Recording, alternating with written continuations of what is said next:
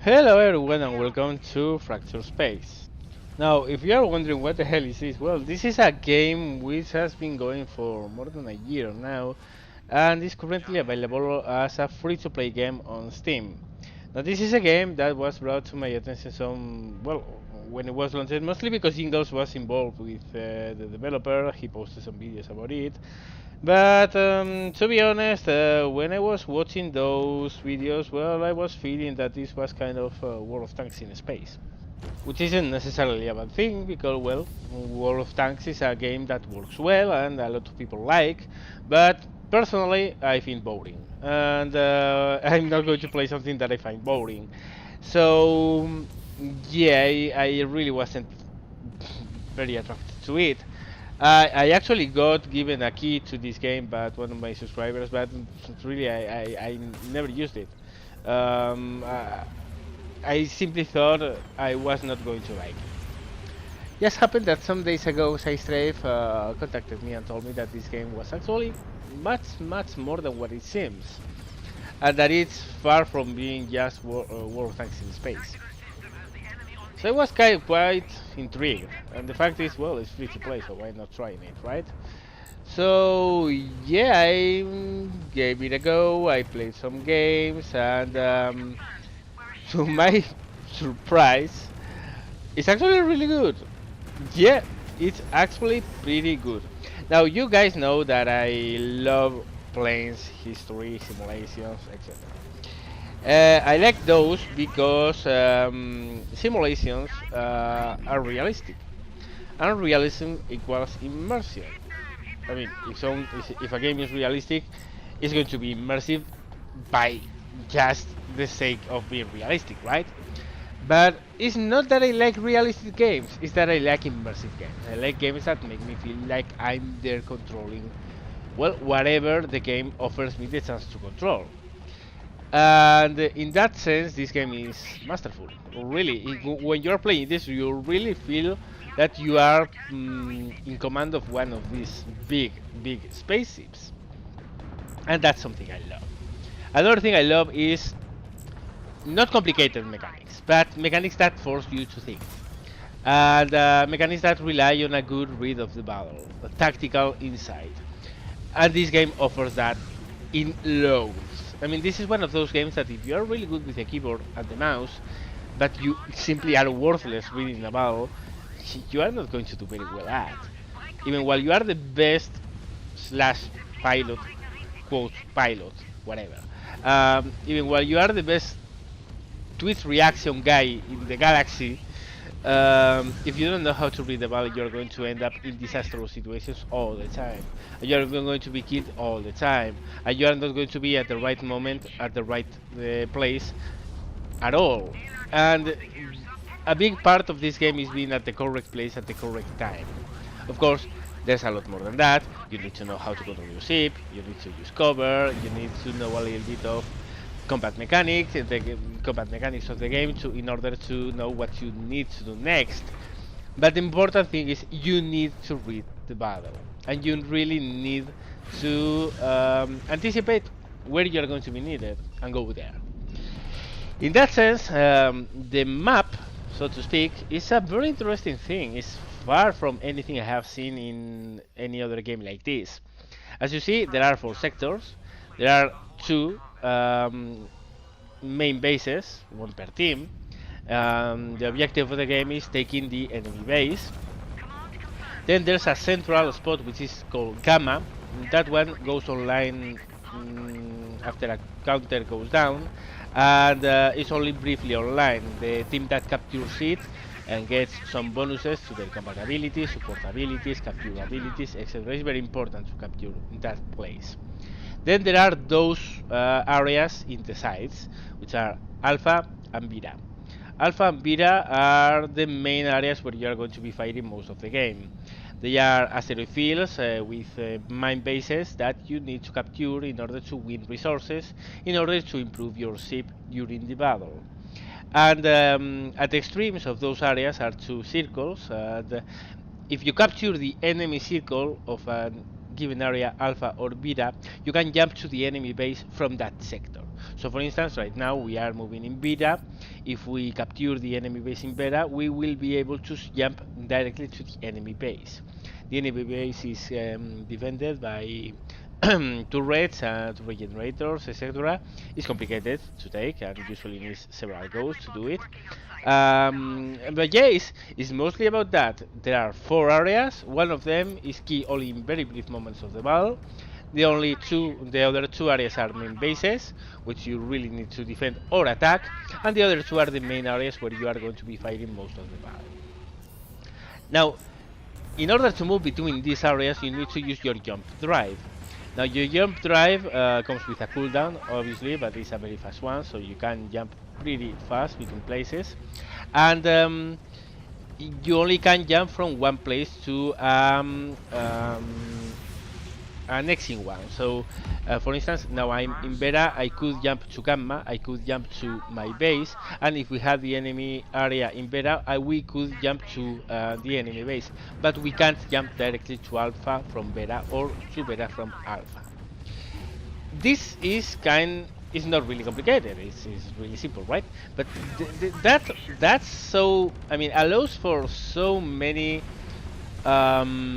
different tactics and so different approaches to the game, and the idea of you need to be defending both areas because they can trickle down any of two. So a lemming train in this game is, I mean, after the first 2 battles you are never going to see it ever again, because the first thing you learn in this game is lemming train is an instant lose.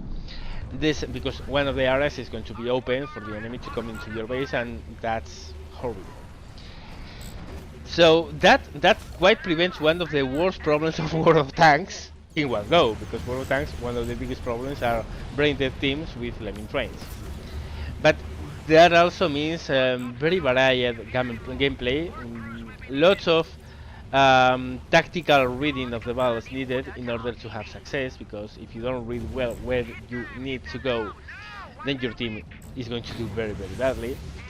And it's fun. I mean, it's so different from the usual map area where you need to go from A to B and whatever. No. This is dynamic. You need to jump from one place to the other, not just sail from one place to another. I don't look. I don't know. I love the concept. Next is the conception of the game. I mean, the game is really similar to World of Tanks in many ways, in the sense that, yes, it's free to play, yes, obviously there are premium options, and your progression will be faster with those options. But the main thing is that even if you don't get that premium platinum thing, which I don't because I'm totally broke, if you don't get those boosters, you really don't feel a disadvantage, because this game relies mostly on a progression tree, which is not so much a progression as a luck. I mean, there are a lot of ships in this game, and those ships you need to unlock using XP and credits, as most games like this require. The difference is that most games, what they do is, okay, you are in tier 1, now next tank or next whatever is going to be tier 2, it's going to be a better tank, it's going to be improved, it's going to be more powerful than the previous one. So when you begin, and when you have only the starter ships or the starter tanks or the starter whatever it is in World of Tanks or War Thunder or whatever, well, you are pretty much boned versus anything better, right? Well, not so much in here, because here the progression is not that you get a better ship, it's that you get a different ship. There are a lot of different ships, each one of them is unique, has its own combos of weapons and abilities, and each one of them is as good in its role as any other. I mean, obviously they are massive battleships with huge armor, huge weapons, very slow, cumbersome, and very powerful. But, I mean, that ship is not better than a small support ship, because the small support ship can be competitive in its own role, right? So that's amazing, because with the starter ship, the ship you are watching me playing right now is a starter ship, and there were a lot of non-starter ships in this game. With the starter ship, you can be competitive versus anything you find. And that's amazing, because you don't feel at a disadvantage by the fact that you can't progress as fast as others. Others might be able to have more ships and maybe have different options in order to play this game, because each ship is a different gameplay. It's a different way to fight. It's a different way to play the game. So others might have those options available sooner, but they are not going to be in an advantage over you because they have better ships. They don't. They have different ships which can be better in some roles but will be worse in other roles. This also means that there are absolutely a lot of different games and game styles. I mean, for instance, again, World of Tanks as an instance, you have light tanks, medium tanks, heavy tanks, tank destroyers, artillery, whatever. Those are 6 different game styles, right? In this game, each ship is a different game style. Each ship requires different tactics, requires different approach. Of course, there's kind of division between 3 main branches, kind of support ships, area control ships or defensive ships, and offensive ships or attack ships. But within those 3 areas, there are very different ships. For instance, in support, there are healers, but there are also ships that disable enemies and increase the mobility of their own ships, or their boost the abilities of their friendlies, or whatever. In the defensive department, there are ships which are good at that because they have huge armor but not that great weapons. There are others who have not that great armor but have amazing weapons, and so on. I mean, each ship is a different world, right? So again, that you don't invest money in this game doesn't mean that you are not going to be competitive. It means that you are going to take longer in accessing those different ships that will allow you to do different stuff. And I love that idea. I love the idea of that from the very beginning you are playing a level field with everyone else, in regards to what you are using, of course. Because, yeah, knowledge of the game obviously makes a huge difference. But at least if you are going to get beaten, it's not because your ship is worse. No, no, there are no worse ship. There's no better ship. Each ship is different. Each ship has its role, and each ship is excellent in its role. So that's amazing. Of course, there are unlocks for every ship, but again, they are not unlocks that you need in order to be competitive. For instance, again, World of Tanks, War Thunder. In War Thunder, you unlock a new plane. You unlock a new plane. You need, well, you need aerodynamics, engine, weapons, ammunition, whatever. While you don't have those, you are bound in that plane. I mean, if you are, you just unlock, I don't know, the P-51, and you have nothing unlocked on that. So you don't have aerodynamic, you don't have different choices of ammunitions, you don't have the improved engine, you don't have the fuel injection, you don't have the better fuel. So your P-51 is much worse than any other P-51 which has everything unlocked, right? Well, it doesn't work that way here. Here, what you get are unlocks that change the abilities of your weapons, or yeah, of your weapons somewhat. For instance, you might have your main weapon. For instance, in this case, in this ship I'm using, my main weapon is a mining laser. Okay, there are 2 unlocks for the mining laser. There's a light mining laser which shoots much faster, has a lower cooldown, so you can shoot it more repeatedly, but it does less damage per shot. And there's a heavy mining laser which hits much harder, but you can't shoot as much as you would with a normal one. So you begin with a normal one and you can adapt your main weapon to your preference. Maybe you want the all-around performance of the normal one. Maybe you want to fire more, even while you are doing less damage per hit. Maybe you want to fire less but do a lot more of damage per hit. And it's like that in every other category. I mean, there are no better unlocks than others. They simply are different. They give you different choices, but they are balanced between them. One is not better than the other. It might be better for some things, but it will be worse for other things. It's a trade-off.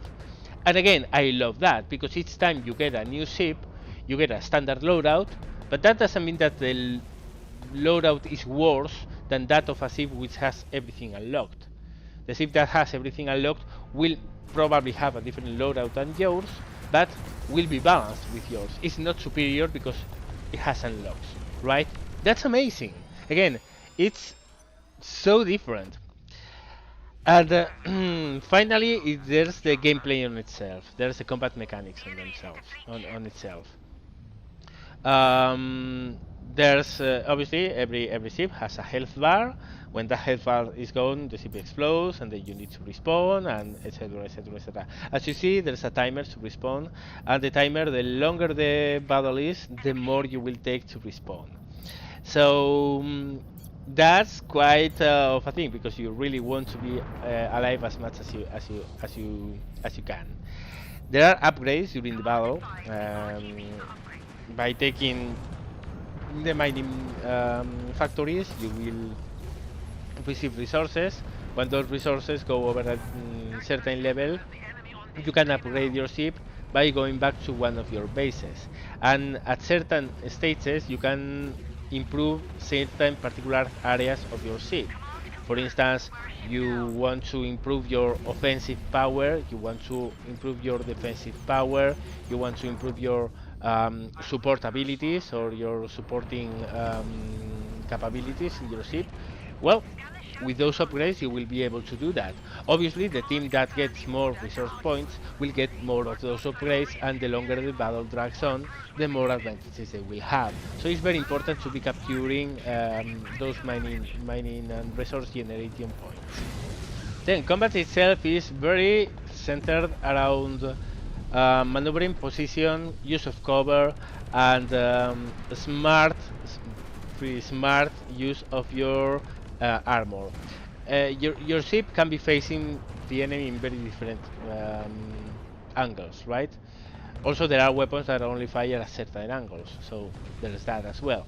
But the different angles that you are giving the enemy give them the chance to shoot at a given area. Each one of those sides has an armor, so you have armor in your sides, you have armor in your front, you have armor in your rear, you have armor in your top, you have armor in your bottom. Once the armor in one of those sides gets depleted, the damage you receive to internals goes up like mad, like crazy. So you need to be showing different parts of your ship all the time to the enemy in order not to have all the armor destroyed in one go and then become fodder for the enemy. The ship I'm using right now, which I don't remember how it's called, but whatever. The ship that I have right now has a mining laser, but also has a weapon which is a rock destroyer, something like that. The rock destroyer actually doesn't do any damage to the enemy. What it does is automatically shatter the armor of the enemy. So you hit with that weapon, that side of the enemy ship will have no armor, and all the damage that you do to that side afterwards will be much heavier because again that ship on that side the armor is gone. So you have to be on your toes not to offer a side to the enemy that's stripped of armor. You need to be positionally very aware of your surroundings. The maneuvers are three-dimensional completely. You can go up, you can go down, you can swivel or rotate left and right, go aft, forward and aft, and you can also strafe left and right, which is gives you an incredible array of possible maneuvers. Obviously, while you are trying to strafe while turning and moving forward, sometimes you don't have enough fingers to pull all those things. Also, it's very easy to be fixated on your gunnery screen. I mean, you can zoom in into your gunnery aiming mode. You are seeing the gameplay, so you have seen that, and it's very easy to crash yourself versus an asteroid and not realize that. So, yeah, there are a lot of funny things going on here, but the main thing is that you have a lot of ways to maneuver your ship. And if you think in three dimensions, which I love to do, obviously I like plane simulators. Come on, three-dimensional engagements is my stuff. So it's really interesting to face a combat from the standpoint of I'm not only going to maneuver in one plane.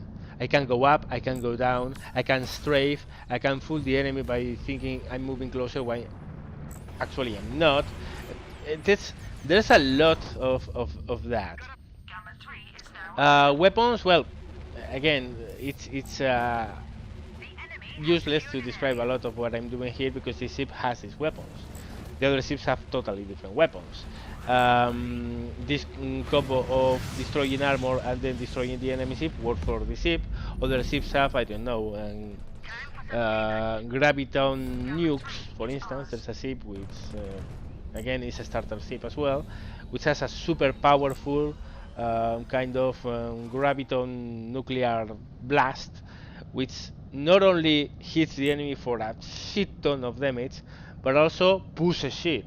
So totally displaces it out of whatever maneuver it was doing, and it's super cool to see. Then they have normal cannons, whatever. Each ship usually has fast fighting weapon, which is usually short range. Then it has a special weapon or a special very powerful ability. In this case, in this ship is the rock destroyer, which is strips of armor. In the case of that other ship is the graviton nuke. In other ships is rockets. In other ships is whatever. So each ship has one. Then you have all ships have one or another kind of either missiles or drones or fighters. So you always have that kind of smart guided ammunitions, and then you have abilities, usually 2-3 abilities per ship, and in those abilities can be supportive in nature, healing other ships, healing yourself, increasing the mobility of other ships, or can be just for you, increasing your own mobility, increasing your own armor or protection or whatever. So that's again, each ship is different. Each ship does things different. So in one ship, maybe you want to be all the time pointing at the enemy because all your weapons are facing forward and you need to be pointing forward to strike the enemy. Another is a whatever angle, so whatever angle you're pointing at doesn't care. There are broadside specialized ships, which in order to bring all the weapons to bear, you need to be positioned, offering them your broadside, much like in a naval action ship, for instance. So, again, different gameplay and game styles, different plans, different tactics, different. Each ship is a new way to play the game. It's so freaking cool. Really, I have only played 2 ships, right? Because both of them are so damn cool and so damn fun. And personally, I love this one. For instance, this is super good because it has some very good defensive abilities. It has support abilities as well, and really with that rock breaker and destroying enemy armor, you can massacre ships much bigger than yours. If they are not aware, of course, that you have broken their armor, because sometimes they do notice and they swivel around to offer a different side which has armor. But it's so damn fun. It's so entertaining. I utterly love. I'm in love with this game. The only problem is, and it's sad because this thing deserves to have a lot of players. The thing is, it doesn't. It doesn't have the attention it deserves. Sounds familiar to me, by the way. Really, it's really good. Deserves a lot of attention, and it doesn't get the attention it deserves. And I'm the first one to say, really, I thought this game was something totally different, or not totally different, because in some ways it's similar to World of Tanks. But in the gameplay, there's so much more into that, and it's so cool. It's so fun. It's, I don't know. So really, I hope people that watch this video give this a try. Really, you lose nothing by trying. It's free to play after all, right? So you only have to go to Steam, take a look, and give it a try. Really, if you obviously, the tutorial is pretty good, by the way. It has a pretty decent tutorial, but the tutorial doesn't teach you everything. So there's that. But if you watch some videos about this game and you become familiar with some particularities of the combat systems, and it's really easy to start playing. I mean, I have played a grand total of hold on a second, 10 games on this game. And I'm ripping enemies to pieces all around the place. I don't know. Maybe I'm super good at thinking stuff. I don't know. But the truth is that in no time I have learned the game with not a problem. And I mean, it's not that there are very simple rules. It's not a complicated combat system, but yeah, you need to invest a little bit of time in understanding that. And look at that, 21 kills, 4 deaths. What the hell did I do in this game? This is my 10th game, and in all of them I'm getting pretty good results. Obviously, not as good as this because this is utterly ridiculous, but yeah, yeah. And I have been playing for 2 days, so and 10 battles in total so far. So yeah, there's that. So give it a try. Give it a try because it's amazing. It's how different this game is from what it seems it is. I don't know. I'm very enthusiastic because really I like it a lot. Also because it's really hectic. I mean, you have seen if you are watching the gameplay, you should obviously. If you're watching the gameplay, you will have seen that there are moments when you are surrounded by 3 enemies and you need to be looking for cover to cover yourself versus 2 enemies while you're fighting on the third, and then trying to pop the health at the right time, trying to pop the point defenses to destroy enemy incoming missiles and drones and whatever. It's hectic. It's super intense at times. It's I don't know. I like it a lot. Whatever. All I'm telling you is really give it a try. Just give it a try. You lose nothing by trying it. And if you like it, you are going to play a lot. So yeah, well, that's it for this kind of introductory video to Fracture of Space, a game that I thought was World of Tanks in space, and no, it's so much more. As always, I hope you enjoyed this video. Thank you very much for watching, guys, and see you later.